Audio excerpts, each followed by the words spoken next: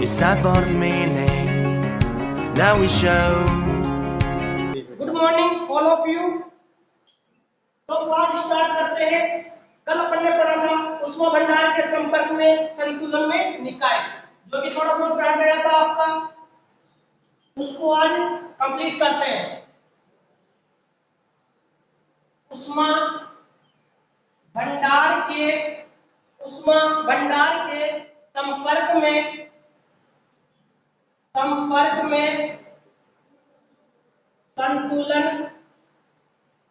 संतुलन में निकाय। कल अपन ने पढ़ा था उष्मा भंडार के संपर्क में संतुलन में निकाय। डायग्राम आपने बना लिया था, एक बार डायग्राम बना देता हूं मैं और थोड़ा बहुत बता देता हूं। देखो, बात करते हैं उष्मा भंडार के संपर्क में संतुलन में निकाय। कल अपन ने पढ़ा था, जो कि टॉपिक अधूरा रह गया था, आज इसको अपन कंप्लीट करेंगे। तो सबसे पहले बात करते हैं, एक दो निकाय लिए अपन ने, उनके बीच एक चालक या चलायमान पिस्टन लिया अपन ने। उष्मा भंडार की ताप है आपका T', उष्मा भंडार का दाब है आपका P', और उष्मा भंडार जो कि निकाय LS नाम दिया गया है अपन को, और यहाँ एक निकाय है। सबसे पहले बात करते हैं, जब चालक या चलायमान पिस्टन यहाँ पर होता है तो निकाय A और उष्मा भंडार A' एक दूसरे के उष्मीय संपर्क में है, और जब यह दोनों एक दूसरे के उष्मीय संपर्क में होते हैं तो इनके बीच आयतन में परिवर्तन होता है, लेकिन संयुक्त निकाय का आयतन नियत बना रहता है। उसी प्रकार इन दोनों के बीच निकाय A और उष्मा भंडार A' के बीच आंतरिक ऊर्जा में परिवर्तन होता है, लेकिन जो संयुक्त निकाय की आंतरिक ऊर्जा होती है वह नियत बनी रहती है। उसी प्रकार उष्मा भंडार की एंट्रोपी में भी परिवर्तन होता है। उष्मा भंडार की एंट्रोपी में परिवर्तन क्यों होता है? क्योंकि जो निकाय A है उससे चालक या चलायमान पिस्टन की सहायता से उष्मीय संपर्क होने के कारण निकाय A थोड़ी बहुत उष्मा भंडार A' को दे देता है, जिससे कि DQ' उष्मा भंडार ग्रहण कर लेता है। और अपन ने कल पढ़ा था उष्मा भंडार की एंट्रोपी में परिवर्तन। लिखो क्या था? एंट्रोपी में परिवर्तन। उष्मा भंडार की बात कर रहे हैं। उष्मा भंडार की एंट्रोपी में परिवर्तन क्या था? ds dash is equals two plus dq dash upon t dash, यही था ना। यहां से अपन ने उष्मागतिकी का प्रथम नियम लगाया था। उष्मा गतिकी के प्रथम नियम से क्या था? उष्मागतिकी का प्रथम नियम एक बार बेसिक बता देता हूं, जो कि मैंने कल बताया हुआ था आपको। dq dash is equals to, उष्मागतिकी का प्रथम नियम क्या था? dq dash is equals to du dash plus p dash dv dash. ये था उष्मागतिकी के प्रथम नियम से, जो कि आपके यहाँ पर अपन ने मान पुट कर दिया था। इसका मान पुट करो 5, ये वाला आ गया था आपके। कल अपन ने यहाँ तक पढ़ लिया था, जो कि एंट्रोपी में परिवर्तन पढ़ लिया था। किसकी एंट्रोपी? ये है ये, या उष्मा भंडार की एंट्रोपी में परिवर्तन पढ़ लिया था। इसके बाद क्या करेंगे? चूंकि अपन ने पढ़ा है आयतन में परिवर्तन, जो उष्मा भंडार है उसके आयतन में परिवर्तन आता है, और उष्मा भंडार की आंतरिक ऊर्जा में परिवर्तन आता है। उष्मा भंडार की आंतरिक ऊर्जा है, यहाँ पर उष्मा भंडार का आयतन है। तो देखो, चूंकि हम जानते हैं, क्या जानते हैं? du dash is equals to क्या होता है आपका? माइनस du, जो कि अपन ने इक्वेशन नंबर 2 में पढ़ा था, जब आपके आयतन में परिवर्तन आया था और आंतरिक ऊर्जा में परिवर्तन आया था। तो हम बात करते हैं आंतरिक ऊर्जा में परिवर्तन की। आंतरिक ऊर्जा में परिवर्तन की बात करते हैं तो यहाँ du इज इक्वल्स टू क्या था? Minus du dash. तो du dash is equals to क्या हो जाएगा? माइनस du हो जाएगा, तथा dv की बात करते हैं, dv equals to dv dash equals to क्या हो जाएगा माइनस dv, जो कि अपन ने इक्वेशन नंबर 2 और इक्वेशन नंबर 3 में पढ़ा था। अब लिखो, अतः समीकरण 5 में मान रखने पर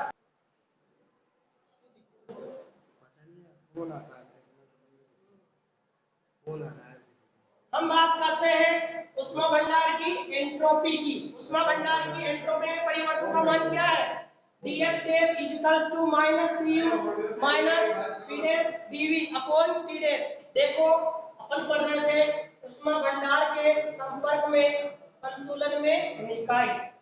सबसे पहले अपन ने डायग्राम बनाया था, एक बार मैं शुरू से डिटेल में समझा देता हूं आपको।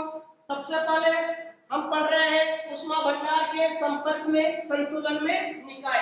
एक डायग्राम था आपके पास, इसको समझाता हूं। सबसे पहले दो निकाय है आपके पास, निकाय ए और निकाय एडेस। निकाय एडेस को अपन ने उष्मा भंडार नाम दिया हुआ है, निकाय एडेस को कौन सा नाम दिया हुआ है उष्मा भंडार, और निकाय ए और निकाय एडेस इसको अपन उष्मा भंडार बोलते हैं। उन दोनों के बीच चालक या चलायमान पिस्टन है जो कि उष्मीय संपर्क में है। चालक और चलायमान पिस्टन जो कि उष्मीय संपर्क में है, और जब ए और एडेस उष्मीय संपर्क में होते हैं तो इन दोनों के मध्य आयतन में परिवर्तन होता है। जब इन दोनों के मध्य आयतन में परिवर्तन होता है वो अपन ने पढ़ लिया था। और इन दोनों के बीच जब आयतन में परिवर्तन होगा, लेकिन जो आपका संयुक्त निकाय है, संयुक्त निकाय के आयतन में कोई परिवर्तन नहीं होता है, संयुक्त निकाय का आयतन नियत बना रहता है। उसी प्रकार जब बात करते हैं आंतरिक ऊर्जा की, तो निकाय ए और उष्मा भंडार एडेस की आंतरिक ऊर्जा में परिवर्तन होता है, लेकिन संयुक्त निकाय की आंतरिक ऊर्जा की बात करते हैं तो संयुक्त निकाय के आंतरिक ऊर्जा में भी कोई परिवर्तन नहीं होता है। बात करते हैं उष्मा भंडार के एंट्रोपी में परिवर्तन की। उष्मा भंडार की एंट्रोपी में परिवर्तन को ds डैश से नियुक्त किया है, और उष्मा भंडार की एंट्रोपी में परिवर्तन का मान क्या आ जाता है आपके ds dash equals to minus tu minus p dash dv upon t dash, जो कि ये कहां से आया, ये है आपका उष्मा भंडार की आयतन में परिवर्तन हुआ था जहां से ये आ गया, और उष्मा भंडार के आंतरिक ऊर्जा में परिवर्तन हुआ था जहां से du आ गया जो कि माइनस में था, और आयतन में परिवर्तन माइनस dv था, जो आपका फॉर्मूले इक्वेशन नंबर 2 और इक्वेशन नंबर 3 में दिया हुआ था। तो ये है आपका ds dash equals to minus du minus p dash dv upon t dash, जो कि इसको क्या माना अपन ने इक्वेशन नंबर 6। उतार लो इसको यहां तक,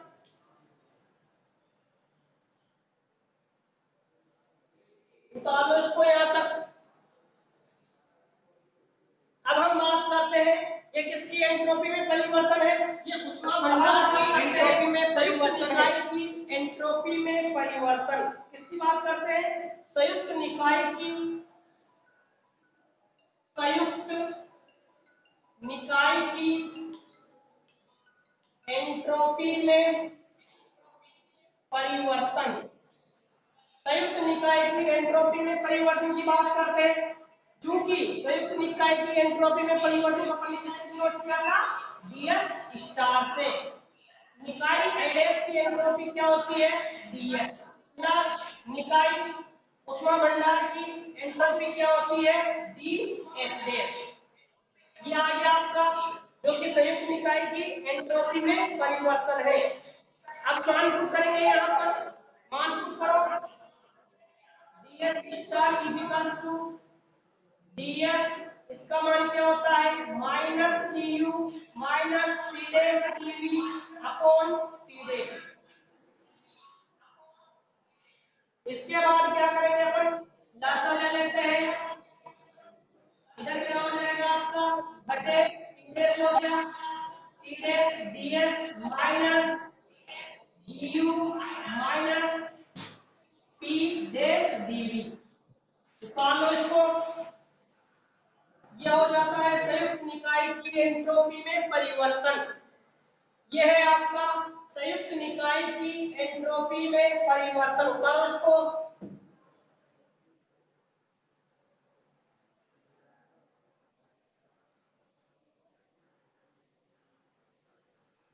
उतारो इसको। अगर हम बात करें डी को बाहर निकालें तो D dash star equals to D को अपन ने बाहर निकाल दिया माइनस, तो क्या होगा आपका u plus P dash B minus T dash S और बटे टी डैश।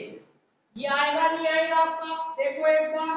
फिलहाल बात करते हैं अपन संयुक्त निकाय की एंट्रोपी में परिवर्तन का फॉर्मूला क्या आ गया आपके, ds star is equals to minus D और कॉमन ले लिया u plus T dash B minus T dash S upon T dash. उतारो इसको। ये हो गया आपका समीकरण नंबर 6 या फिर 7 था ना, हाँ 7। उतारो इसको। ये हो गया आपका इक्वेशन नंबर 7 जो कि ds स्टार क्या है यहाँ पर, ds स्टार है संयुक्त निकाय की एंट्रोपी में परिवर्तन। ds स्टार है आपका संयुक्त निकाय की एंट्रोपी में परिवर्तन। देखो इसके बाद यहाँ हम एक महत्वपूर्ण कलन परिभाषित करते हैं। यहाँ हम एक महत्वपूर्ण फलन परिभाषित करते हैं जो कि आपको पता है u plus P dash B minus T dash S. ये फॉर्मूला किसका है, ये गिब्स ऊर्जा का फॉर्मूला है और अपन u plus P dash B minus T dash S को अपन गिब्स ऊर्जा मानते हुए यहाँ पर फॉर्मूला जनरेट करते हैं और गिब्स ऊर्जा जी का मान पुट कर देंगे। यहाँ हम एक महत्वपूर्ण फलन परिभाषित करते हैं जिसकी विमा ऊर्जा के तुल्य होती है, जिसकी विमा किसके तुल्य होती है, ऊर्जा के तुल्य होती है, जिसकी विमा ऊर्जा के तुल्य होती है, जिसे गिब्स ऊर्जा कहते हैं। क्या कहते हैं, जिसे गिब्स ऊर्जा कहते हैं और जिसको किससे डिनोट करते हैं, कैपिटल जे से तथा जी से निरूपित करते हैं। उतार लो इसको। देखो हम बात कर रहे हैं संयुक्त निकाय की एंट्रोपी है आपके पास ds star equals to minus T u plus T dash B minus T dash S upon T dash. जो आपके समीकरण इक्वेशन नंबर 7 में क्या आया, u plus T dash B minus T dash S.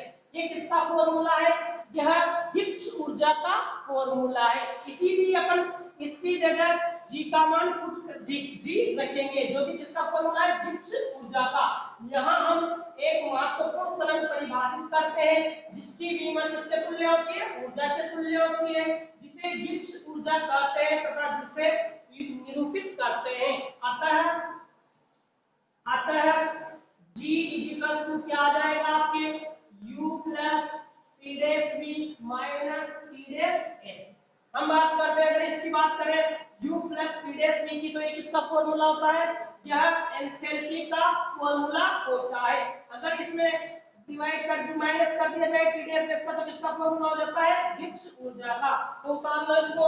G बराबर क्या आ गया आपका, u plus p dash b minus t dash s। उतारो इसको और इसको मान लेना इक्वेशन नंबर 8। इक्वेशन नंबर 8 आ चुकी है आपके पास। अब हम बात करते हैं समीकरण 7 व समीकरण 8 से। लिख लो समीकरण 7 व समीकरण 8 से। समीकरण 7 व समीकरण 8 से। समीकरण 8 का मान समीकरण 7 में रखेंगे तो क्या आएगा, क्या आ जाएगा, डायरेक्ट आपका जी आ जाएगा। लिख देता हूं मैं एक बार शुरू से,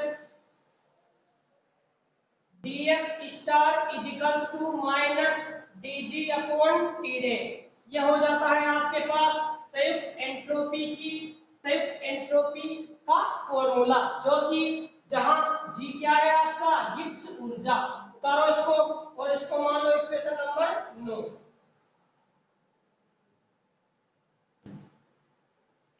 अब हम बात करते हैं निकाय के संतुलन के लिए आवश्यक है कि, निकाय के संतुलन की बात करते हैं अपन।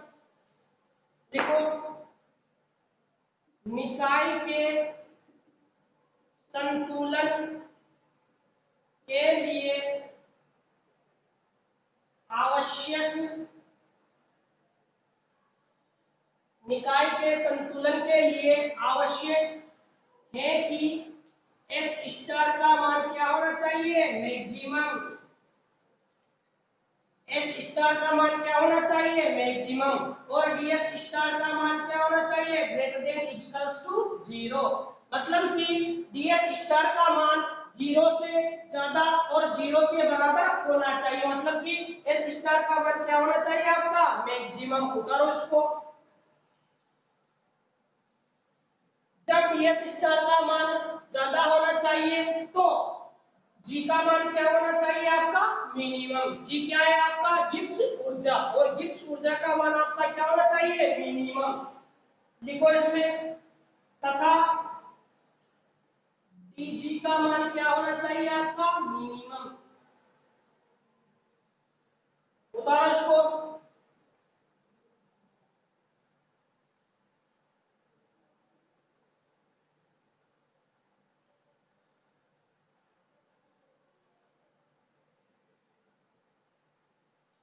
अतः अतः इसके बाद लिखो, अतः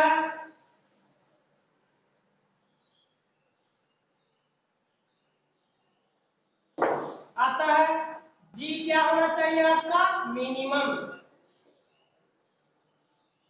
अब एक लाइन लिखते हैं अपन, उतारो इसको। अतः स्पष्ट है कि, अतः स्पष्ट है कि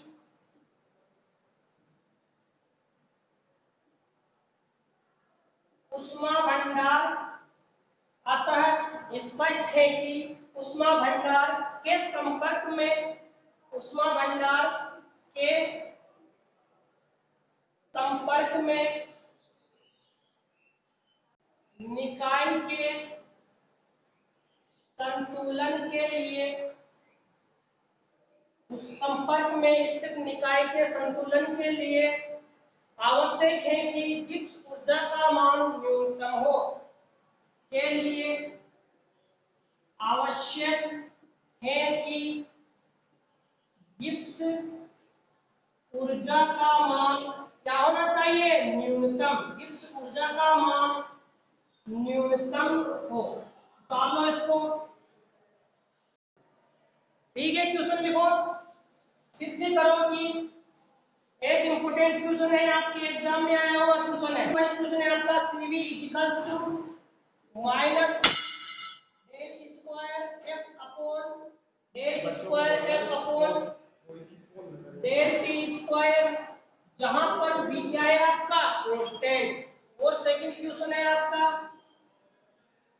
CP is equals to minus T del square G upon del T का स्क्वायर, और P क्या है आपका, कांस्टेंट। ये अपन को सिद्ध करना है।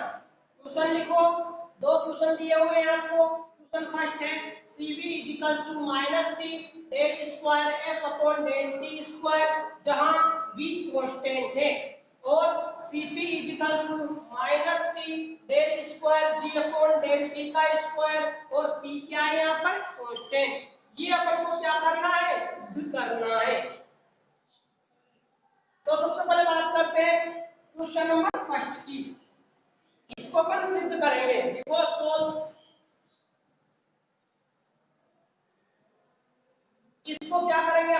सोल्व करने वाले हैं। तो सबसे पहले बात करते हैं अपन फॉर्मूले की। F इक्वल्स टू क्या होता है आपका, F क्या है यहाँ पर बताओ जल्दी, जो कि अपन ने मैक्सवेल के संबंध में पढ़ा था नहीं पढ़ा?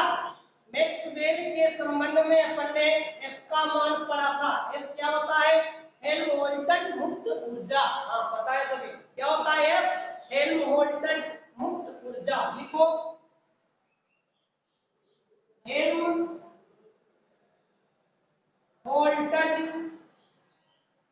मुक्त ऊर्जा क्या होता है, फॉर्मूला F बराबर, बताओ बताओ जल्दी बताओ, F बराबर क्या होता है, U minus TS, U minus TS, यही होता है ना।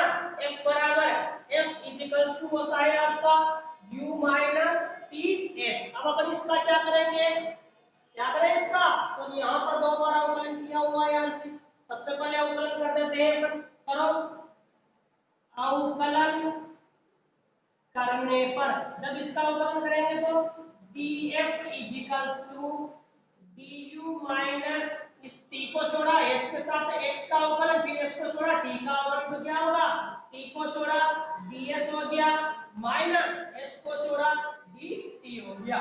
यह हो गया आपका अवकलन करने पर। हम जानते हैं, क्या जानते हैं, चूंकि हम जानते हैं कि, क्या जानते हो, du equals to pds minus pdv। हम जानते हैं कि du equals to pds minus pdv होता है।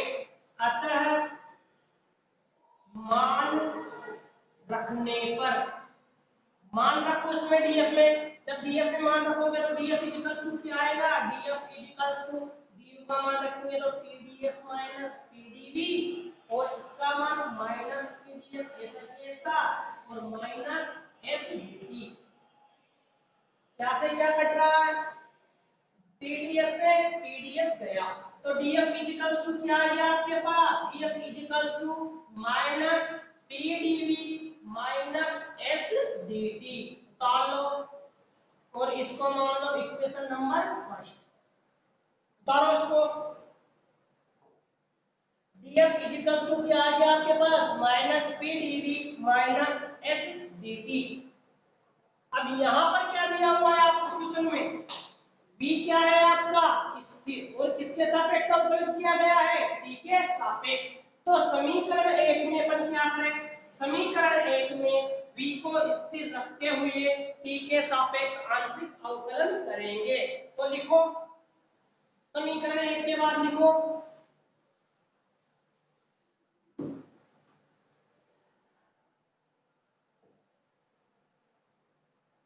समीकरण 1 में b को स्थिर रखते हुए, समीकरण 1 में b को स्थिर रखते हुए t के सापेक्ष आंशिक अवकलन करने पर, समीकरण 1 में v को स्थिर रखते हुए t के सापेक्ष आंशिक अवकलन करने पर, v को स्थिर रखते हुए t के सापेक्ष आंशिक अवकलन करेंगे तो क्या आएगा, इसका हो जाएगा डेल करने पर, जब t के सापेक्ष आंशिक अवकलन करेंगे और v क्या है आपका कांस्टेंट, तो क्या हो जाएगा del square f upon del t का स्क्वायर, जहां v constant equals to minus del s upon del t। और गति क्या है आपका द्वितीय नियम, ऊष्मागतिकी के द्वितीय नियम क्या बोलता है कि ds equals to dq upon t होता है, तो dq इक्वल्स टू क्या होता है p ds। मान रखेंगे तो क्या आएगा, मान रखो इसमें, मान रखेंगे तो t ऐसा कैसा del square f upon del t का square v constant equals to minus ऐसा कैसा आ गया आपके पास, और tds की जगह dq रख दिया अपन तो del q upon del t, और कांस्टेंट क्या है आपका v। उतारो इसको,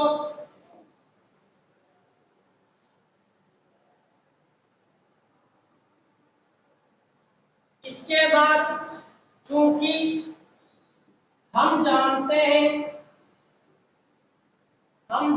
हैं कि CV इजिकल्स टू क्या होता है आपका, CV इजिकल्स टू क्या होता है आपका, del Q upon del T और V कांस्टेंट होता है। CV इजिकल्स टू क्या होता है, del Q upon del T और V कांस्टेंट होता है। और CP इजिकल्स टू क्या होता है, CP is equals to del Q upon del T और P कांस्टेंट होता है। तो जाहिर सी बात है इस फॉर्मूले में क्या आ रहा है, del Q upon del T V constant, इसकी जगह पर क्या पुट करें, CV। अतः लिख दो, मान रखने पर, जब इसका मान रखेंगे तो क्या आएगा, T del square F upon del T का स्क्वायर और V क्या है आपका कांस्टेंट इजिकल्स टू, इसकी जगह मान पुट करें तो माइनस CV। तो माइनस को इधर माइनस से मल्टीप्लाई कर देते हैं इसको, तो क्या आएगा minus T del square F upon del T का स्क्वायर जहां V constant is equals to CV। हो गया आपका सिद्ध, हो गया ना आपका सिद्ध, जहां पर CV इजिकल्स टू क्या आ गया आपके minus T del square F upon del T square जहां V क्या है कांस्टेंट। लिख लो नीचे, हेंस प्रूफ, ये हो गया आपका प्रूफ। उतार लो इसको, एक क्वेश्चन नंबर फर्स्ट कंप्लीट हो गया आपका।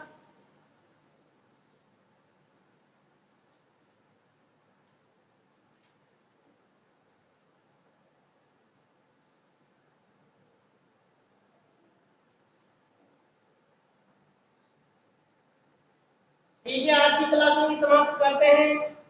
आज आपके मैथ्स वाले टीचर नहीं आ रहे हैं, इसीलिए अब आपकी केमिस्ट्री की क्लास होगी। इसीलिए जूलॉजी, बॉटनी और मैथ्स वाले बच्चे ज्वाइन कर लो, क्योंकि आज आपके मैथ्स वाले टीचर नहीं आ रहे हैं।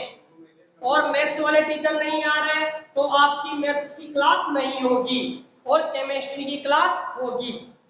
ठीक है ना, जूलॉजी पढ़ने वाले बच्चे भी ज्वाइन कर लीजिएगा, क्योंकि इसके बाद आपकी मैथ्स की क्लास नहीं लगेगी, आपकी केमिस्ट्री की क्लास लगने वाली है। तो ज्वाइन कर लीजिए सारे बच्चे, रिकॉर्डिंग बंद कर दो,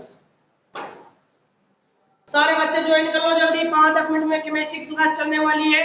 ऊर्जा स्तर वाले कक्षक में तो नाम dxy, dx, dyz और dxz हो गया।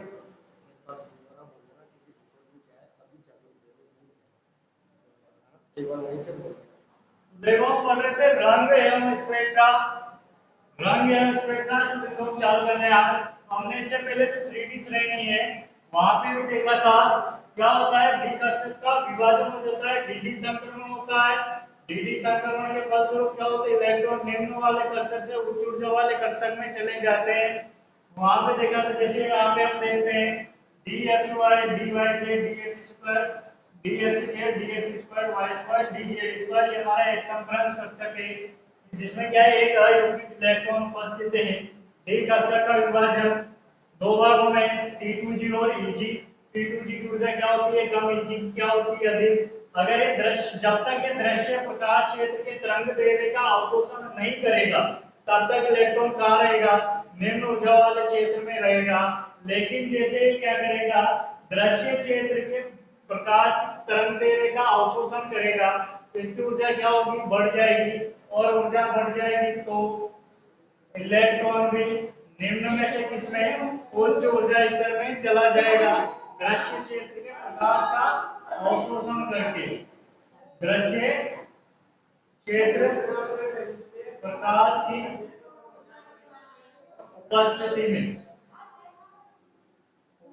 में क्या करेंगे, ऊर्जा एक विशेष और तरंग दे रहे एक विशेष प्रकार का जो रंग है उसकी तरंग दे रहे अवशोषण करेगा, और जो उसका संगत रंग होगा वो विलयन में प्राप्त होगा।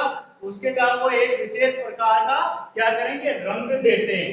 ये होता है रंग एवं स्पेक्ट्रा। ठीक है, इसमें लिखना स्टार्ट करो पहले।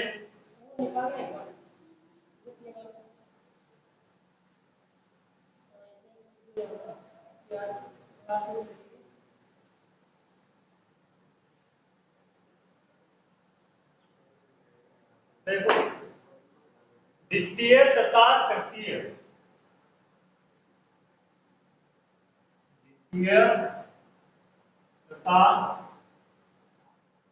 तृतीय संक्रमण, द्वितीय तथा तृतीय संक्रमण श्रेणी के तत्वों में भी, श्रेणी के थोड़ा सा स्लो कर दीजिए समझाना। में भी लिगेंडों लिगेंडों द्वारा डी कक्षकों का द्वारा डी कक्षकों का विभाजन, डी कक्षकों का विभाजन हो जाता है, विभाजन हो जाता है।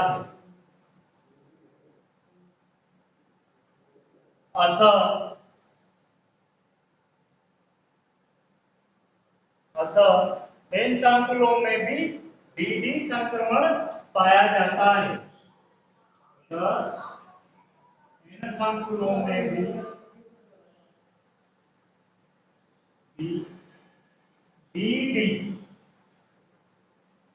डीडी संक्रमण पाया जाता है।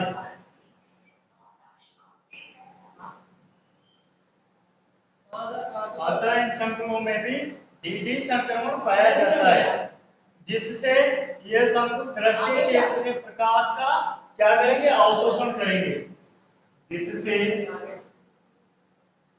यह संकुल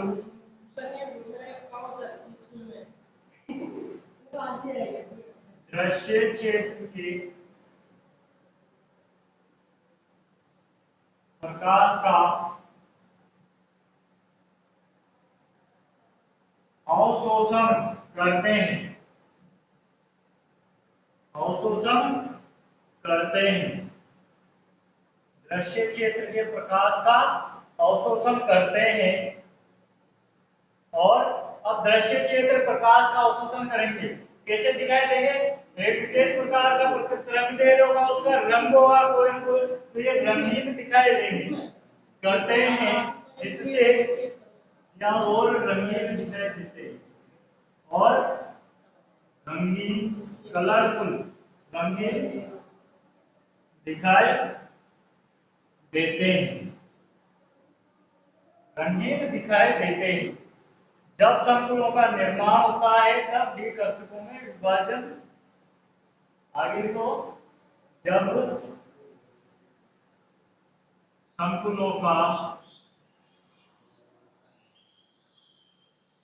निर्माण होता है तो डी कक्षकों का विभाजन निम्न प्रकार होता है, इस प्रकार से होता है। तो देखो यहाँ पे किस प्रकार से होता है डी कक्षकों का विभाजन, ऊपर का लिख लिया,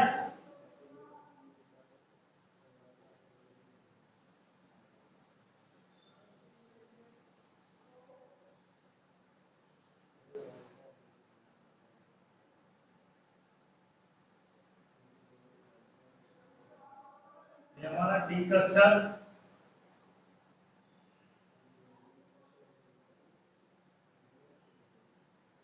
डी कक्षक D X Y, D Y Z, D X Z, D X square Y square और डी जेड स्क्वायर, ये हो गया हमारा डी समरस कक्षक, जिसको हम बोल सकते हैं।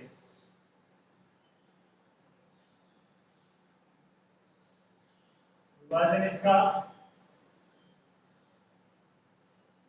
Eg कक्षक और एक कैसा हो गया T2G कक्षक, Eg और T2G, dxy dyz dxz dx square y square dz square Eg और ये T2G, इस प्रकार से इसका विभाजन हो जाता है। और ये इनका ऊर्जांतर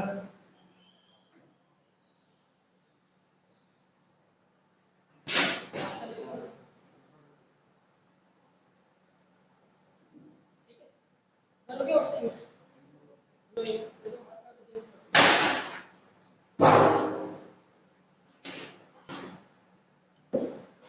अब जब तक इसमें क्या है अयुग्मित इलेक्ट्रॉन जब तक दृश्य प्रकाश नहीं तक पड़ेगा इस पे तब तक तो कहाँ रहेंगे T2G कक्षक में।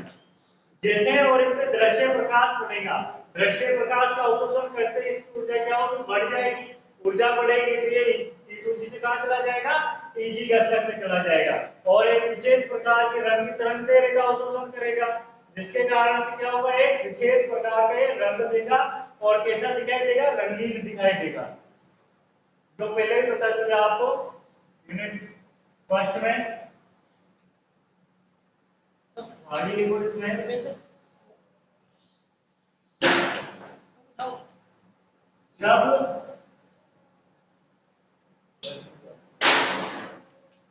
जब संकुल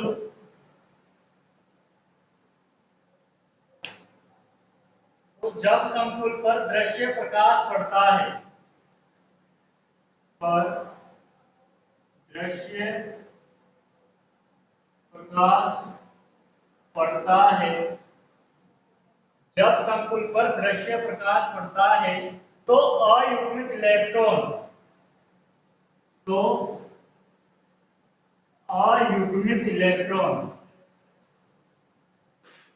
कहां से T2G से किसमें जाएगा और Eg में, T2G से Eg में अयुग्मित इलेक्ट्रॉन T2G कक्षक से Eg कक्षक में से Eg कक्षक में स्थानांतरित हो जाता है, स्थानांतरित हो जाता है। इसमें से T2G से Eg कक्षक में स्थानांतरित हो जाता है और इस प्रकार जिस तरंग दैर्ध्य का प्रकाश अवशोषित होता है उसी के संगत उसका क्या दिखाई देगा रंग दिखाई देगा और इस प्रकार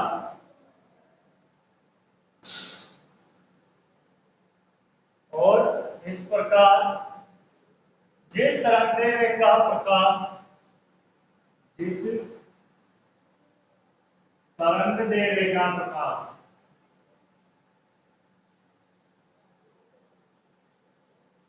जिस तरंग दैर्ध्य का प्रकाश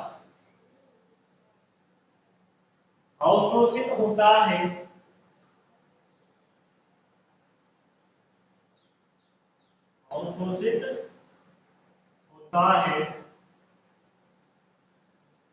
उसी के संगत उसका रंग दिखाई देता है, उसी के संगत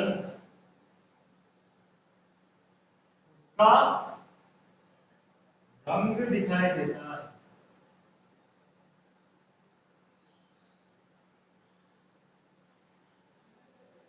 ठीक है, जब तक दृश्य प्रकाश का अवशोषण नहीं करेगा तब तक तो कहां रहेगा T2G कक्षक में, क्योंकि T2G की ऊर्जा जो होती है वो क्या होती है कम होती है, लेकिन जैसे दृश्य क्षेत्र के प्रकाश की तरंग दैर्ध्य का क्या करेगा अवशोषण करेगा, तो दृश्य क्षेत्र के प्रकाश तरंग दैर्ध्य का अवशोषण करने पर उसकी ऊर्जा क्या होगी बढ़ जाएगी, जिससे वो कहां Eg से किसमें T2G में चला जाएगा। और जिस प्रकाश कल अपन बात कर रहे थे ओवेरी की ठीक है। तो ओवेरी जो है मादा में एक जोड़ी पाई जाती है जो गुहा में स्थित होती है और मीजोओरियम के द्वारा डोर्सल बॉडी वाल जो होती है उससे जुड़ी होती है। ठीक है। अंडा से सफेद रंग का अंडाकार संरचना होती है जिसके अंदर संयोजी तल बना होता है। ठीक है। तो इस भाग को हम स्ट्रोमा भी कह सकते हैं और इसका परिधि भाग जो है स्ट्रोमा कॉर्टेक्स कहलाता है और मध्य भाग जो है वो मेडुला कहलाता है। अंडाशय का जो आंतरिक स्तर होता है वो जर्मिनल एपिथेलियम से आश्रित रहता है। ठीक है। और इसमें प्राइमरी जर्म सेल से अंडजनन की क्रिया द्वारा अंडाणु का निर्माण होता है। ठीक है। तो अंडजनन की क्रिया में पहले तो प्राइमरी oocyte का निर्माण होगा और प्राइमरी oocyte से प्राइमरी कोलिकल यानी कि प्राथमिक पुट्टिका का निर्माण होता है। प्राथमिक पुट्टिका से द्वितीयक पुट्टिका का निर्माण होता है। ठीक है। और इस प्रकार से जब ये परिपक्व हो जाता है तो इसके चारों ओर दोहरा आवरण बन जाता है। ठीक है। और इस प्रकार से दो आवरण होते हैं जिसमें बाहरी आवरण को थीका एक्सटर्ना और आंतरिक आवरण को थीका इंटरना कहते हैं। इसी प्रकार ग्राफिक पुट्टिका के अंदर एक गुहा पाई जाती है जिसको एंट्रियम कहते हैं और थीका इंटरना से एक हार्मोन स्रावित होता है। कौन सा हार्मोन? Oestrogen hormone. तो एस्ट्रोजन हार्मोन स्रावित होता है। ठीक है। इसी प्रकार से जो सेकंडरी oocyte होता है वो भी दोहरा स्तर वाला होता है जिसमें बाहरी स्तर को हम क्या बोलते हैं? जोना पेलुसिडा कहते हैं और आंतरिक स्तर को कोरोना रेडिएटा कहते हैं। ठीक है। तो रज चक्र के जब 14वें दिन पूरे हो जाते हैं तो इसमें ल्यूटिनाइजिंग हार्मोन के प्रभाव से ग्राफिक पुट्टिका से ओयून का यानी कि अंडाणु का उत्सर्जन होता है। ठीक है। तो इस प्रकार से ग्राफिक पुट्टिका से अंडे का उत्सर्जन होना क्या कहलाता है? अंडोत्सर्ग कहलाता है, ओव्यूलेशन कहलाता है। ठीक है। तो इस प्रकार से ग्राफिक पुट्टिका जो बाकी जो अंडोत्सर्ग होता है तो उसके बाद ग्राफिक पुट्टिका एक संरचना और बनाता है उसको हम क्या बोलेंगे? कार्पस ल्यूटियम कहते हैं। क्या कहते हैं उसको? कार्पस ल्यूटियम कहते हैं। ठीक है। और कार्पस ल्यूटियम के द्वारा प्रोजेस्टेरोन हार्मोन का स्रावन होता है। कौन से हार्मोन का? प्रोजेस्टेरोन हार्मोन का स्रावन होता है। ठीक है। जो गर्भावधि के समय प्रोजेस्टेरोन हार्मोन क्या कार्य करता है? गर्भावधि के समय गर्भाशय को संकुचित होने से रोकता है। ठीक है। आंग और निषेचन ना हो तो कार्पस ल्यूटियम अन्य दूसरी संरचना में परिवर्तित हो जाता है कर लेता है जिसे हम कार्पस एल्बिकेंस कहते हैं। तो इस प्रकार से ये अपन ने जो है अंडाशय के बारे में कल की क्लास जो हुई थी पिछली जो क्लास थी उसमें पढ़ा था और आज जो अपन पढ़ेंगे वो अंडाशय से स्रावित होने वाले जो हार्मोन है वो किस प्रकार से कार्य करते हैं उनके बारे में अपन अध्ययन करेंगे। ठीक है। तो इस प्रकार से वो जो संरचना है उसके बारे में अपन जानकारी लेंगे।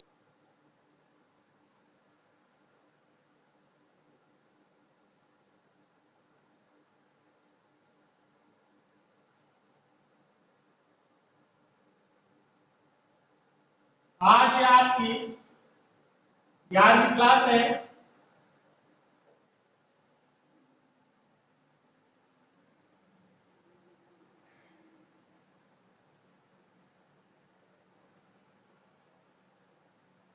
आज का टॉपिक है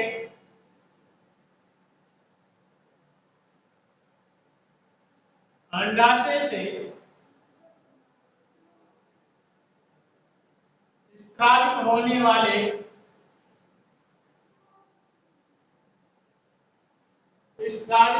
वाले हार्मोन।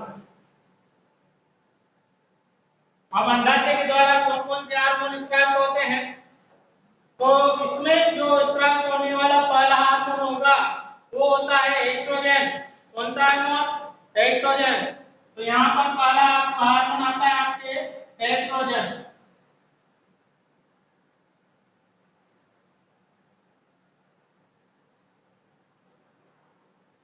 तो एस्ट्रोजन हार्मोन जो ग्राफिन पुट्टिका होती है, तो ग्राफिन पुट्टिका की थीका इंटरना से, ग्राफिन पुट्टिका की थीका इंटरना से क्या होती है? स्त्रावित होता है। और यह जो हार्मोन होता है वो स्टेरॉइड प्रकृति का होता है। किस प्रकार? स्टेरॉइड प्रकृति का होता है। ठीक है, तो ये हार्मोन ग्राफियन पुट्टिका के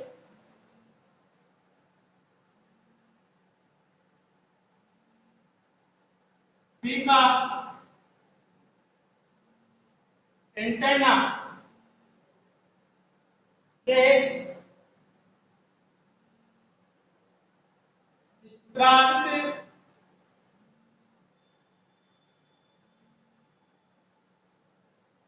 होता है। ये स्टेरॉइड प्रकृति का स्टेरॉइड प्रकृति का हार्मोन होता है। हार्मोन होता है तथा इसके निम्न कार्य है।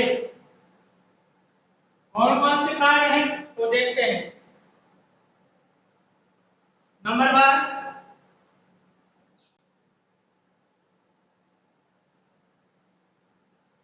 मादा में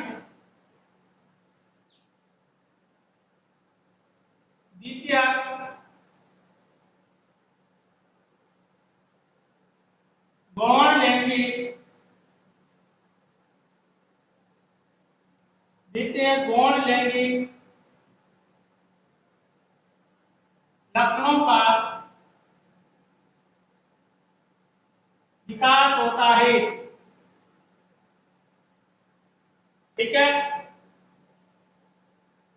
सेकंड, गर्भाशय पर प्रभाव।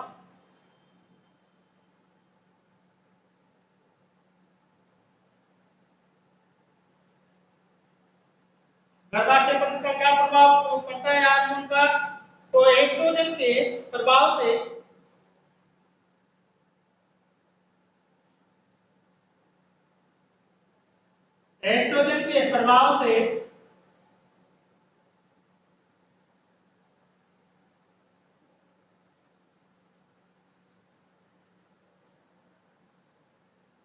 गर्भाशय की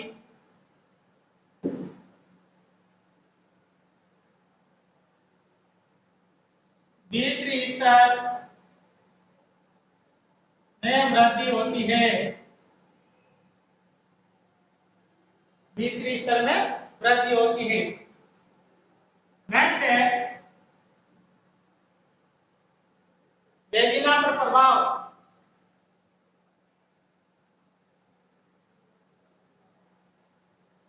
वेजिना से मतलब योनि, यानी योनि पर क्या प्रभाव पड़ता है?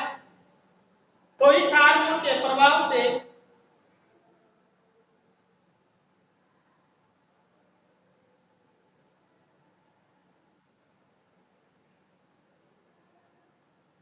इस हार्मोन के प्रभाव से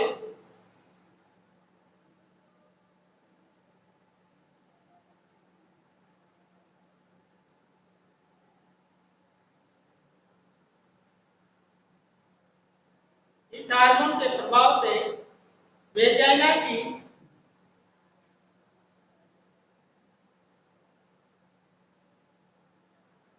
वेजाइना की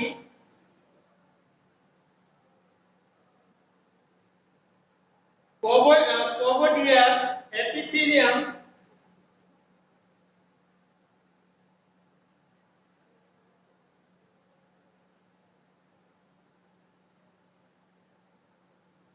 पोगोडियल एपिथेलियम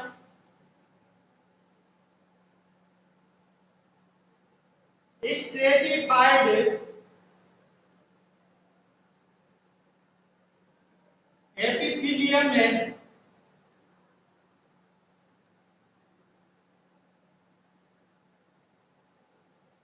एपिथेलियम में परिवर्तित हो जाती है। ठीक है। नंबर 4, बॉन्ड्स पर प्रभाव।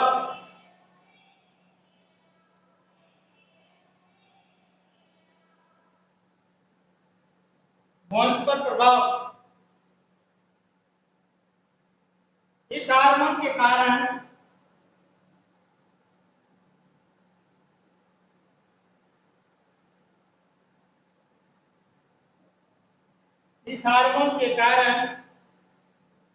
मादाओं की बॉन्ड्स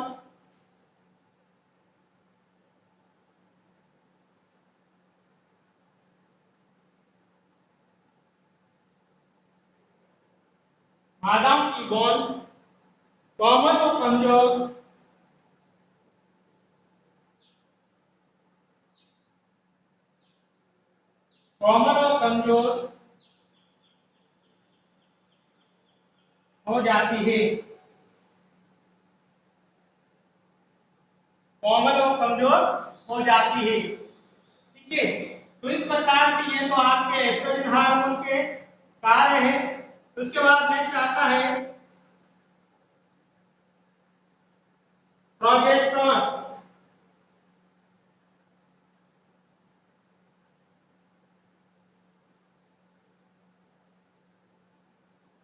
प्रोजेस्टेरॉन ये हार्मोन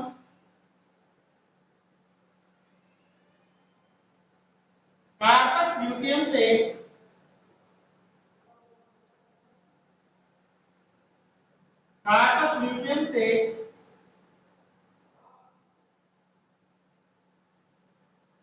स्रावित होता है।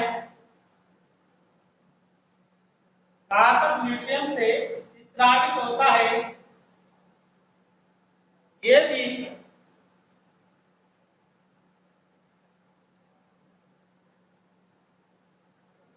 स्टेरॉइड प्रकृति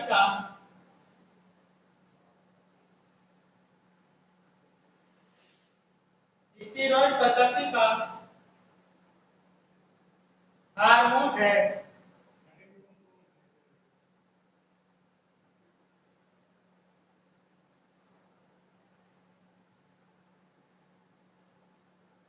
इसके निम्न कार्य है।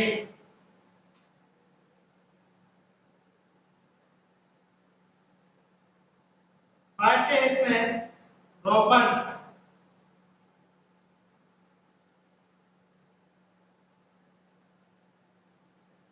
रोपण पर प्रभाव।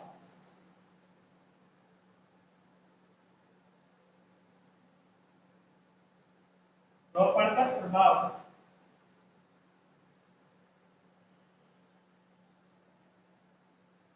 इस हार्मोन से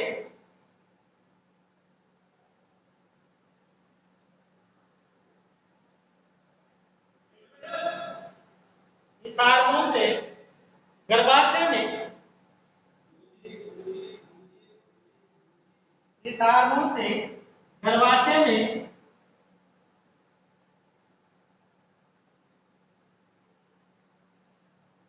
भ्रूण के आरोपण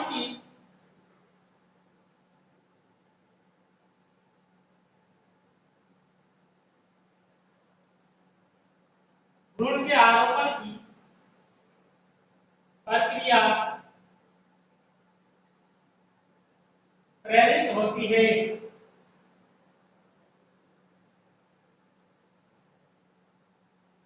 भ्रूण के आरोपण की प्रक्रिया प्रेरित होती है। नेक्स्ट सेकंड है गर्भाशय पर प्रभाव।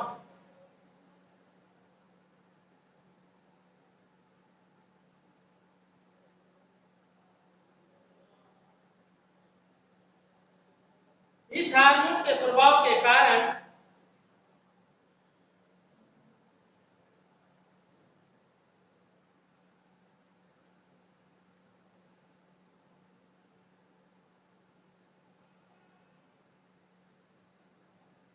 इस हार्मोन के प्रभाव के कारण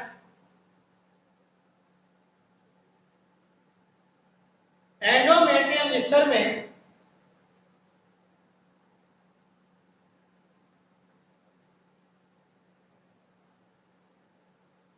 एंडोमेट्रियम स्तर में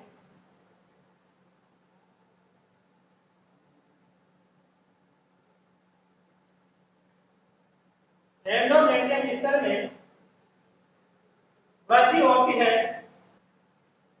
रक्त वाहिनियों की संख्या बढ़ती है। तो इस प्रकार से देखिए अंडाशय से स्त्रावित होने वाले हार्मोन, तो पहला जो हार्मोन स्त्रावित होता है वो कौन सा होता है? एस्ट्रोजन।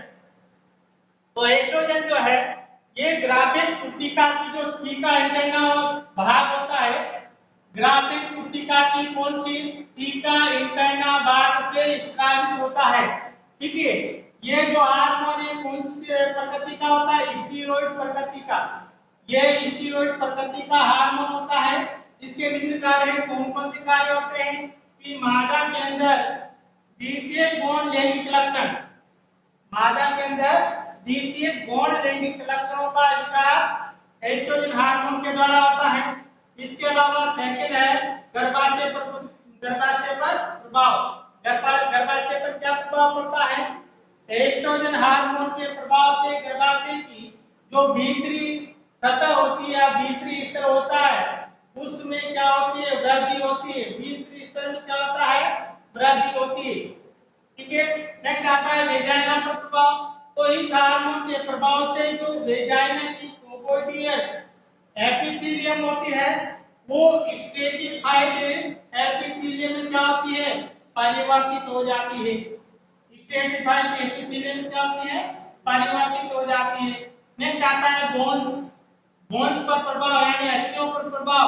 तो एस्ट्रोजन हार्मोन का बोन्स पर क्या प्रभाव पड़ता है? तो देखिए इस हार्मोन के कारण, कौन सा हार्मोन? एस्ट्रोजन हार्मोन के कारण, एस्ट्रोजन हार्मोन के कारण मादाओं की बोन्स कोमल हो जाती है, और कोमल होने के साथ साथ कैसी होती है? कमजोर हो जाती है। तो मादाओं की बोन्स कोमल व कमजोर हो जाती है किसके कारण से? एस्ट्रोजन हार्मोन के कारण। नेक्स्ट आता है प्रोजेस्टेरोन हार्मोन। ये हार्मोन जो होता है ये कार्पस ल्यूटियम के, इसके कार्पस ल्यूटियम से स्त्रावित होता है, कार्पस ल्यूटियम से स्त्रावित होता है। ठीक है, इसके अलावा ये हार्मोन भी क्या होता है? स्टीरॉइड प्रकृति का होता है। कैसा होता है? स्टीरॉइड प्रकृति का। और इस हार्मोन के निम्न कार्य हैं, जैसे कि पहला होता है रोपण प्रभाव, यानी कि गर्भाशय और भ्रूण के मध्य आपस में सामंजस्य बैठाना या उनके बीच में आपस में पोषण प्राप्ति के लिए उनसे जुड़े रहना। ठीक है, तो इस हार्मोन से गर्भाशय में भ्रूण के आरोपण की क्रिया,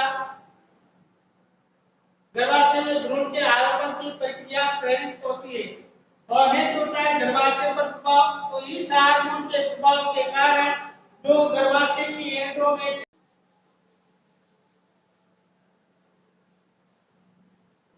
नेक्स्ट आता है, नेक्स्ट कार्य है स्तन ग्रंथियों पर प्रभाव।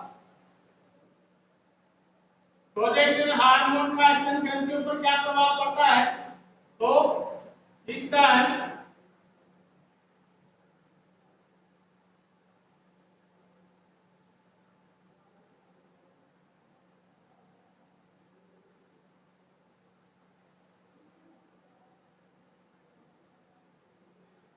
स्तन ग्रंथियों पर प्रभाव।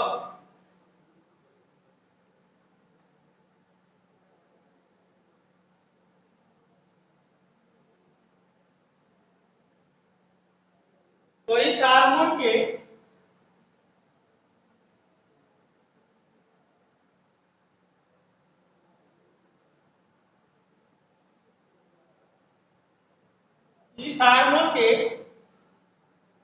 प्रभाव के कारण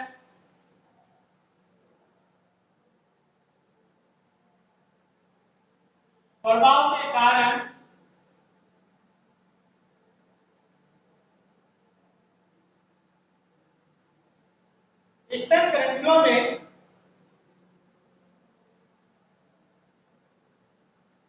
ग्रंथियों में लोब्यूल या एल्वियोलाई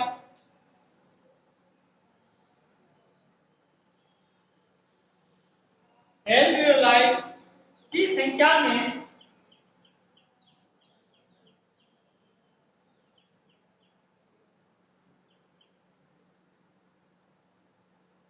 वृद्धि होती है, जिससे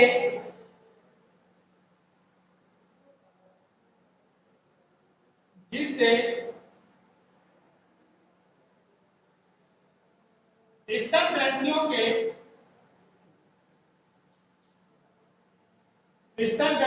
के आकार में वृद्धि होती है। स्तन ग्रंथियों के आकार में वृद्धि होती है। नेक्स्ट नंबर 4, फैलोपियन नलिका पर प्रभाव।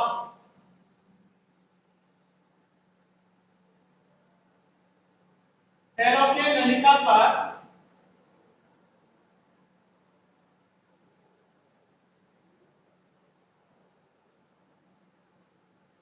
तो फैलोपियन नलिका पर क्या प्रभाव पड़ता है? तो इस हार्मोन के कारण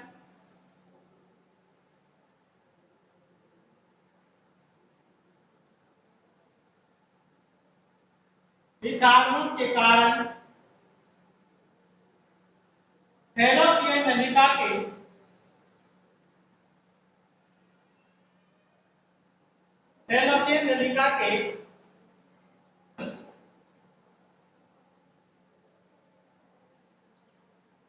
भीतरी स्तर पर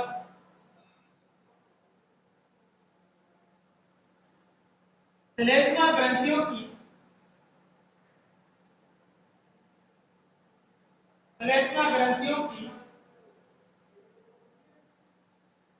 संख्या बढ़ जाती है।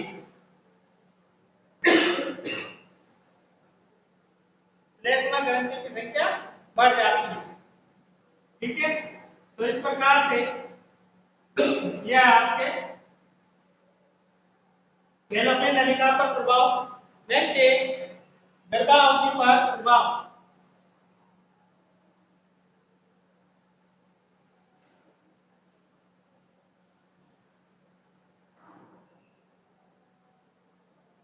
गर्भावधि पर प्रभाव।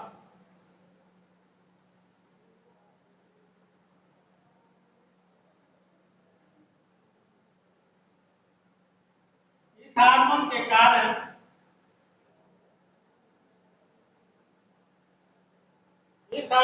कारण गर्भावधि बनी रहती है, क्योंकि यह हार्मोन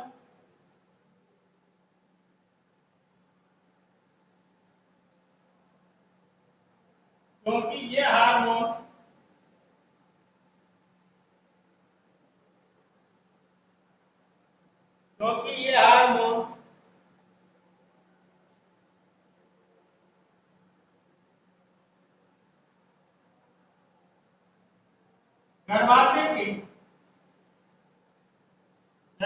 के संकुचनों को नहीं होने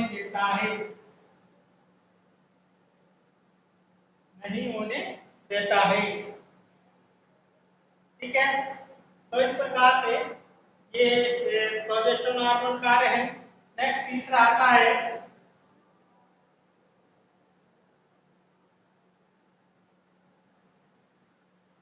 रिलैक्सिंग हार्मोन।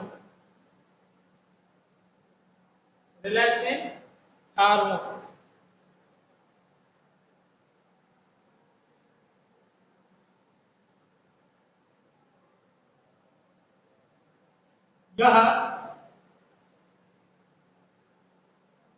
प्रोटीनीय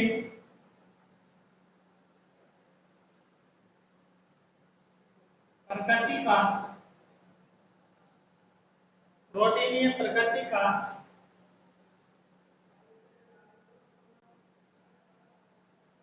हार्मोन होता है,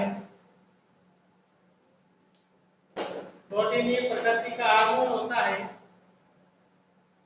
जो गर्भावधि की समाप्ति पर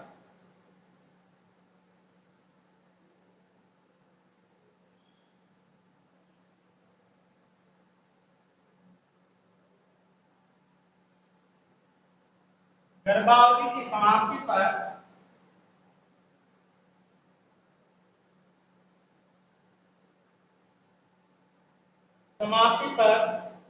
तथा प्रसव क्रिया के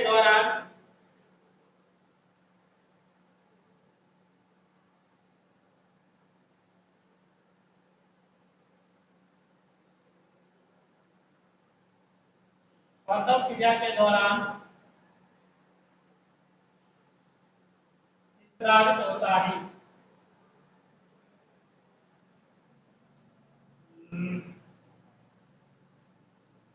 स्रावित होता है।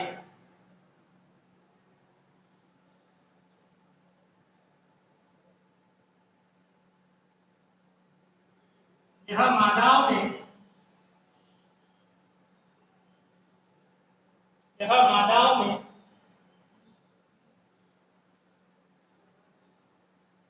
प्रसव के समय श्रोणि मेखला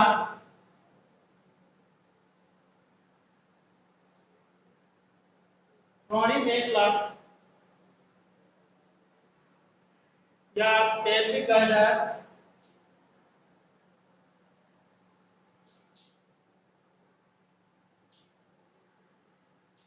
पर उपस्थित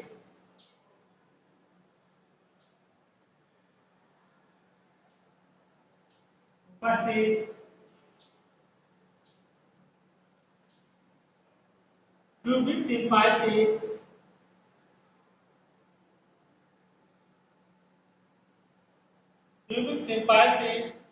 को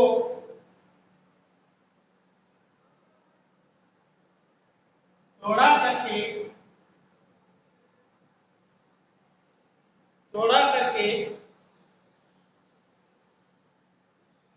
शिशु जन्म में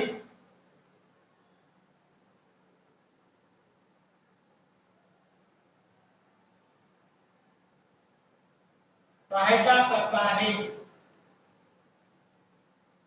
शिशु जन्म में सहायता करता है।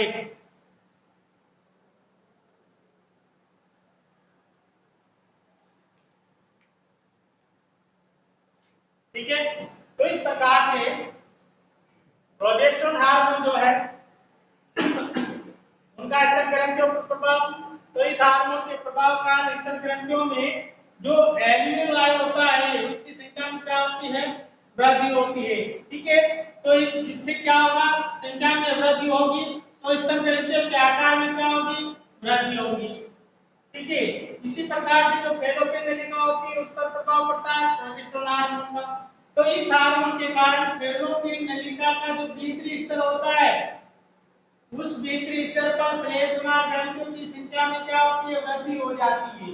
ठीक है, इसके अलावा गर्भावधि पर जो उसकी गर्भकाल होता है, 9 महीने का जो उसका गर्भकाल है, तो इस हार्मोन के कारण उसकी जो गर्भावधि होती है, ठीक है, वो गर्भावधि बनी रहती है क्योंकि ये हार्मोन गर्भाशय को संकुचित होने से रोकता है। ठीक है, उसको संकुचन नहीं होने देता, गर्भाशय के संकुचन नहीं होने देता, जिससे क्या है उस बच्चे का पूर्ण विकास हो जाता है। नेक्स्ट आता है इसके बाद में रिलैक्सिन हार्मोन। तो रिलैक्सिन हार्मोन एक प्रकार का प्रोटीनीय प्रकृति का हार्मोन होता है। ठीक है, आप जानते हैं कि जो प्रोजेस्टेरोन, एस्ट्रोजन और एक होता है टेस्टोस्टेरोन, ये स्टेरॉइड प्रकृति के हार्मोन होते हैं और रिलैक्सिन हार्मोन प्रोटीन प्रकृति का हार्मोन है जो गर्भावधि की जब समाप्ति होती है, गर्भ अवधि पूर्ण हो जाती है, 9 महीने का समय पूरा हो जाता है, तो उस समय क्या है रिलैक्सिन हार्मोन स्रावित होता है। और जब प्रसव क्रिया होती है, गर्भावधि पूर्ण हो जाती तो प्रसव का समय आता है, तो प्रसव क्रिया के दौरान ये हार्मोन स्रावित होता है। ठीक है, यह मादाओं में प्रसव के समय श्रोणि मेखला, जो श्रोणि मेखला होती है, तो श्रोणि मेखला पर उपस्थित प्यूबिक सिम्पाइसिस जो भाग होता है उस भाग को चौड़ा करता है, जिससे क्या है बच्चे को जन्म लेने में आसानी रहती है। ठीक है, बच्चा गर्भाशय से बाहर आसानी से आ जाता है। तो इस प्रकार की जो क्रियाविधि होती है वो इनमें पाई जाती है। तो ये जो है ये सारे के सारे अंडाशय से स्रावित होने वाले हार्मोन और हार्मोनों के कार्य हैं। ठीक है, इस प्रकार से संपन्न होता है। इसके बाद में नेक्स्ट ग्रंथि आती है आपके अग्नाशय ग्रंथि। नेक्स्ट ग्रंथि कौन सी? अग्नाशय ग्रंथि। तो अग्नाशय ग्रंथि को सर्वप्रथम जो है वो सेंगर वैज्ञानिक ने बताया था। ठीक है, किसने बताया इसको? सेंगर की वैज्ञानिक ने। और इसको मिश्रित ग्रंथि भी कहते हैं। और इसको कौन सी ग्रंथि? मिश्रित ग्रंथि। इस प्रकार से ये मीठी ग्रंथि भी कहलाती है। कौन किसके द्वारा? इस ग्रंथि के द्वारा इंसुलिन हार्मोन पर नियंत्रण किया जाता है। ठीक है, तो इस कारण से ये मीठी ग्रंथि कहलाती है। ठीक है,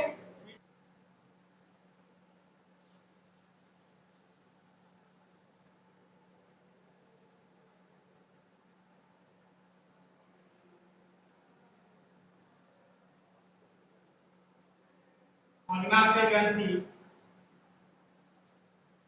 या पैनक्रियास ग्लैंड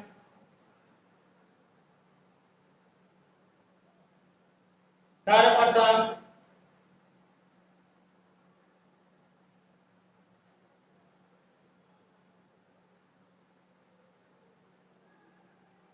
वैज्ञानिक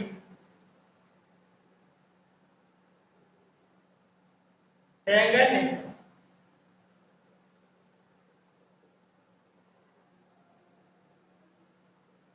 इसे खोजा।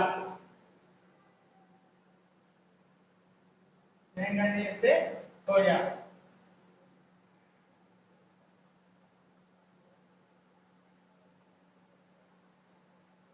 यह एक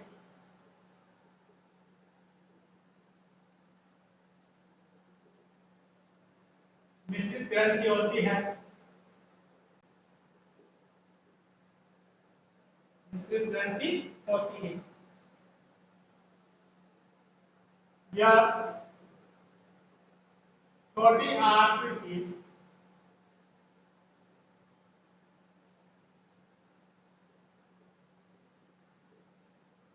ग्रहणी भाग में पाई जाती है। छोटी आंत के ग्रहणी भाग में पाई जाती है।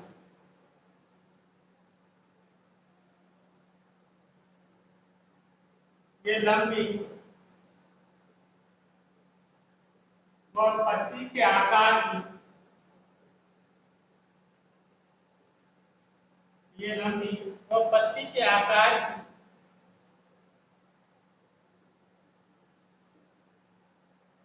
होती है। इसकी लंबाई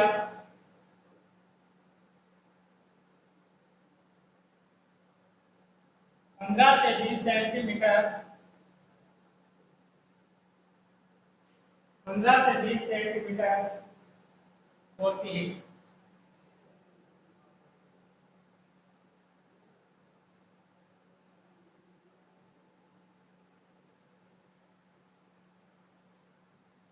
अग्नाशय ग्रंथि अग्नाशय ग्रंथि मुख्य रूप से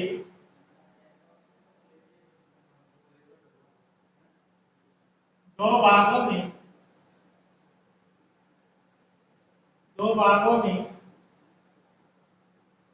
बटी होती है। दो भागों में बटी होती है। नंबर 1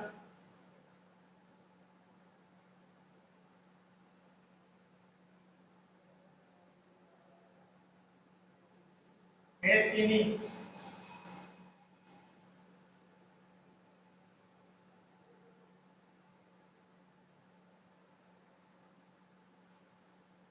अग्नाशय ग्रंथि में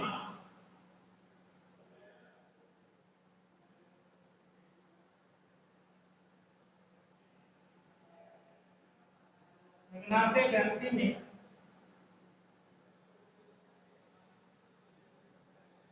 अनेक छोटी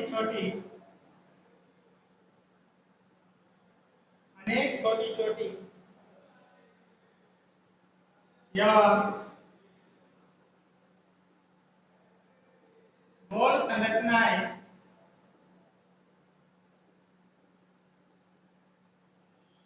अनेक छोटी छोटी एवं गोल संरचनाएं पाई जाती हैं,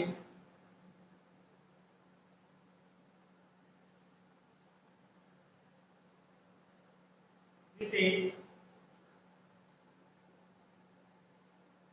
एसिनी कहते हैं।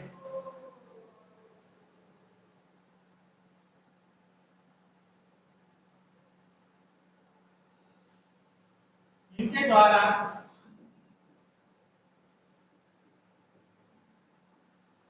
एंजाइम का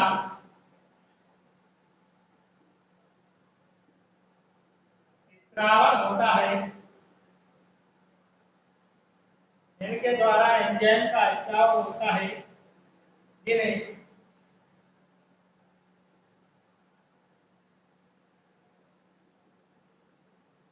अग्नाशय रस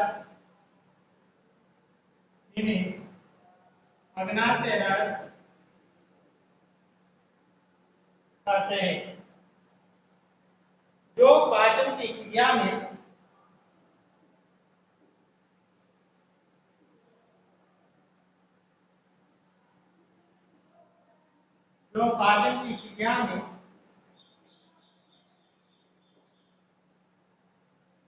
सहायक होते हैं।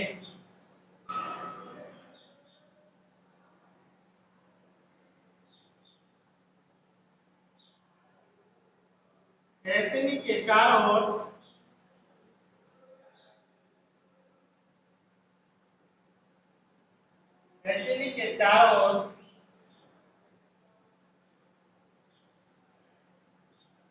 संयोजी ऊतक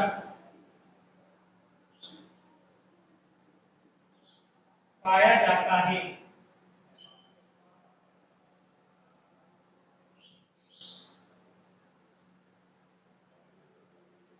अग्नाशय ग्रंथि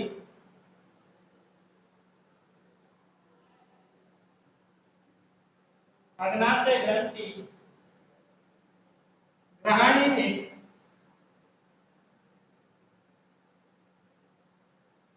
जिस स्थान पर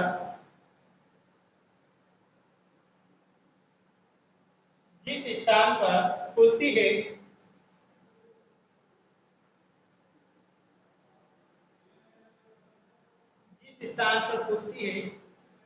वहां एक कपाट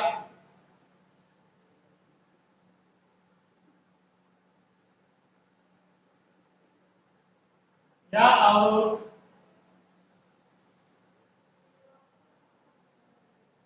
पाया जाता है। यह कपाट या अवरोध पाया जाता है, जिसे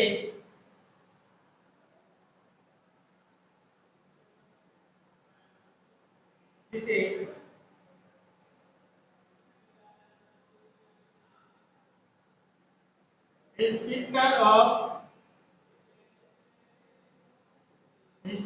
ऑफ बॉडी कहते हैं।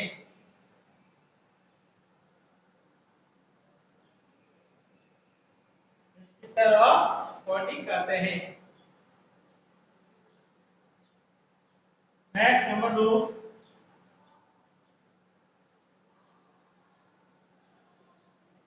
लैंगरहैंस द्वीप समूह।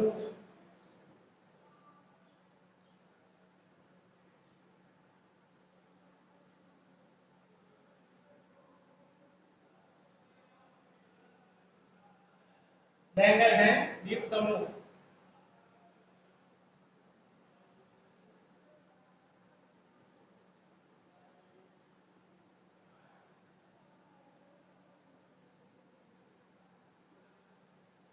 लैंगरहैंस द्वीप समूह को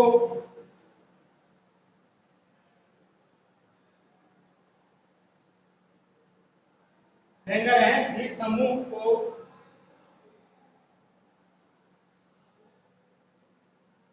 वैज्ञानिक लैंगरहैंस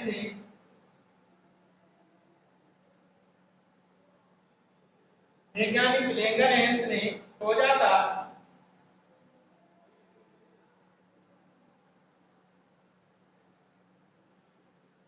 और उन्होंने बताया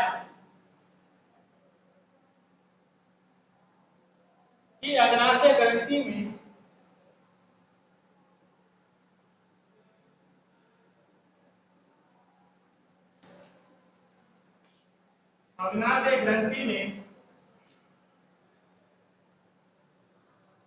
छोटे छोटे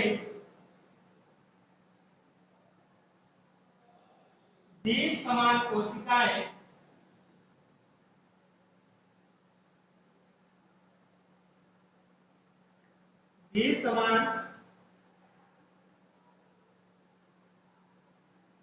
कोशिकाओं का समूह पाया जाता है।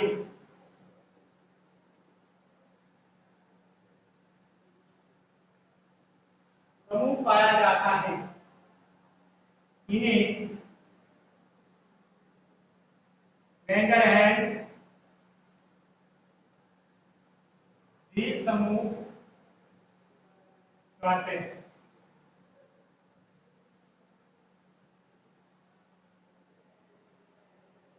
लैंगरहैंस द्वीप समूह कहते हैं।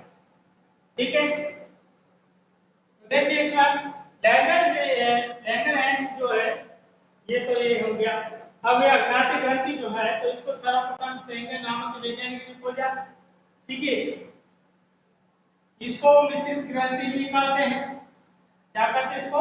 मिश्रित ग्रंथि। ये जो ग्रंथि है अग्नाशय ग्रंथि, ये छोटी आंत के कौन से भाग में? ग्रहणी भाग में पाई जाती है। अग्नाशय ग्रंथि छोटी आंत के ग्रहणी भाग में पाई जाती है। कहाँ पाई जाती है? छोटी आंत के ग्रहणी भाग में पाई जाती है। यह लंबी और कैसी होती है? पत्ती के आकार की होती है। लंबी और कैसी? पत्ती के आकार की। इसकी लंबाई 15 से 20 सेंटीमीटर होती है। लंबाई कितनी होती है? 15 से 20 सेंटीमीटर। अग्नाशय ग्रंथि मुख्य रूप से कितने भागों में बटी होती है? अग्नाशय ग्रंथि मुख्य रूप से 2 भागों में बटी होती है, एक तो एसिडी और एक लैंगरहैंस द्वीप समूह। ठीक है, अग्नाशय ग्रंथि में छोटी छोटी गोल संरचनाएं पाई जाती जिन्हें एसिनी कहते हैं। ठीक है, इनके द्वारा किसका? एसिनी के द्वारा एंजाइम का स्राव होता है और इस प्रकार से उन एंजाइमों को क्या कहते हैं? अग्नाशय रस कहते हैं। अग्नाशय रस किसमें सहायक होते हैं? पाचन की क्रिया में सहायक होते हैं। ठीक है, इसके अलावा एसिनी के चारों ओर संयोजी ऊतक पाए जाते हैं। क्या पाए जाते हैं? इसके चारों ओर संयोजी ऊतक पाए जाते हैं। अग्नाशय ग्रंथि ग्रहणी में जिस स्थान पर खुलती है उसको क्या बोलते हैं? स्फिंक्टर ऑफ ओडी कहते हैं। ठीक है, तो इसमें एक अपार्ट कार्य करते हैं स्फिंक्टर ऑफ ओडी। नेक्स्ट आता है लैंगरहैंस द्वीप समूह। तो लैंगरहैंस द्वीप समूह को वैज्ञानिक लैंगरहैंस ने खोजा था। किसने खोजा? लैंगरहैंस ने। उन्होंने बताया कि अग्नाशय ग्रंथि में छोटे छोटे द्वीप समान कोशिकाओं का एक समूह पाया जाता है जिन्हें क्या बोलते हैं? लैंगरहैंस द्वीप समूह कहते हैं। ठीक है, तो इस प्रकार से ये आपकी आज की क्लास यही समाप्त करते हैं।